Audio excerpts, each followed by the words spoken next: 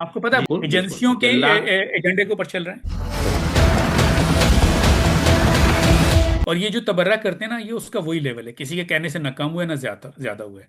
जैसे जमीर अख्तर जो पढ़ते थे, अब वो इंतकाल कर गए। वो उनका जो लेवल था ना, वो उससे कभी एक कदम नीचे नहीं आए। और नहीं, वो तो और उसको नहीं मानता था ना। जमीर अख्तर साहब तो जिम या उस लाइन के नहीं थे ना। थे उस लाइन के, जी। तो जो लोग जी। उस लाइन के नहीं है वो आज भी वैसे ही हैं। नहीं, अब और जो जो लोग जवाद नकवी साहब उनका ग्रुप है, बिल्कुल नहीं, उनके यहाँ तबर्रा वो नाम नहीं की कोई करते, चीज नहीं है।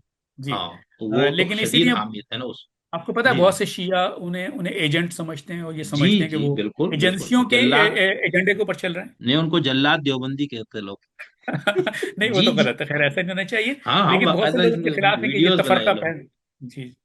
मेरे ख्याल है शहनशाह नकवी और दूसरे उलमा खिलाफ हैं उनके, और बयान भी शायद दे खिलाफ है, चुके हैं बिल्कुल कि शदीद ये खिलाफ है। ये तफरका फैलाना चाहते हैं शियों में, लेकिन वो तबर्रा की वजह से नहीं, वो उनके और दूसरे ख्यालात की वजह से। और भी चीजें हैं, बिल्कुल जी ऐसा ही है।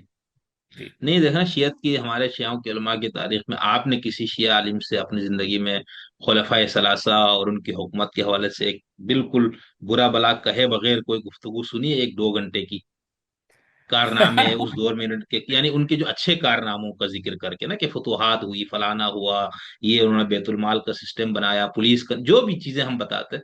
लेकिन जवाद नकवी ने ये कदम उठाया तो बहुत ज्यादा उनको गालियां पड़ी शियाओं की तरफ से कि ये मतलब क्या। हालांकि आयतुल्लाह पता है मुतहरी इसलिए वगैरह कि ने अपनी किताब। जी। इसलिए वो कहते हैं कि ये मजलिस अहले बैत है, तो इसमें अहले बैत का जिक्र होना चाहिए, किसी और का नहीं हाँ होना चाहिए।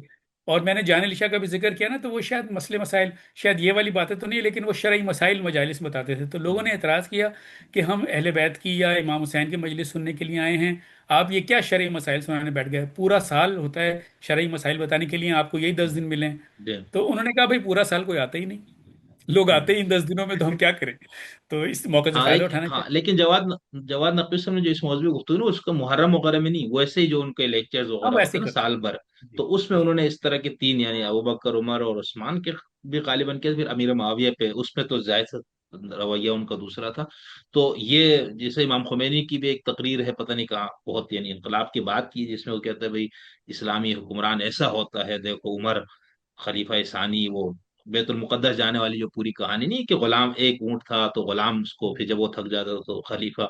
तो मतलब ये छोटी मोटी चीजें, लेकिन आम तौर पर शियत की तरफ से ये चीज तो हमने नहीं, मतलब तो हम यार दो अपने ऊँट ले जिस। जाते ना, एक ही ऊँट क्यों था, बैतुल माल से दो ऊँट ले लेते, दोनों बैठ के चले जाते। हाँ हाँ, दूसरे